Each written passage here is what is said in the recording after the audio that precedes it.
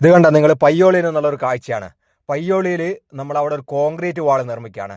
ഇതിന് കൃത്യമായ ഫൗണ്ടേഷൻ ഇല്ല. അതായത് ഗ്രൗണ്ട് ലെവലിൽ ജസ്റ്റ് കമ്പിയൊക്കെ വെച്ചതിന് ശേഷം അതിൻ്റെ മുകളിൽ കോൺക്രീറ്റ് ചെയ്തുകൊണ്ടിരിക്കുകയാണ്. പയ്യോളിയിൽ തീർത്ഥ ബാറിൻ്റെ ആ ഒരു ഭാഗത്താണ്, അപ്രോച്ച് റോഡിൻ്റെ ഭാഗത്ത്. ഇതിൻ്റെ ഗ്യാപ്പിലൊക്കെ മണ്ണ് വേണ്ട, ഇത്രയും ടൺ കണക്കിന് മണ്ണ് വന്നു കഴിഞ്ഞാൽ ഈ വാള് മറിഞ്ഞു വീഴും എന്ന കാര്യത്തിൽ യാതൊരു സംശയവുമില്ല. മണ്ടന്മാരായ കുറച്ച് സൂപ്പർവൈസർമാരും അതോടൊപ്പം കണ്ണും പൂട്ടിയിരിക്കുന്ന കുറച്ച് NHAയുടെ ഉദ്യോഗസ്ഥന്മാരും ഇതൊക്കെ നോക്കിയിരിക്കുകയാണ്.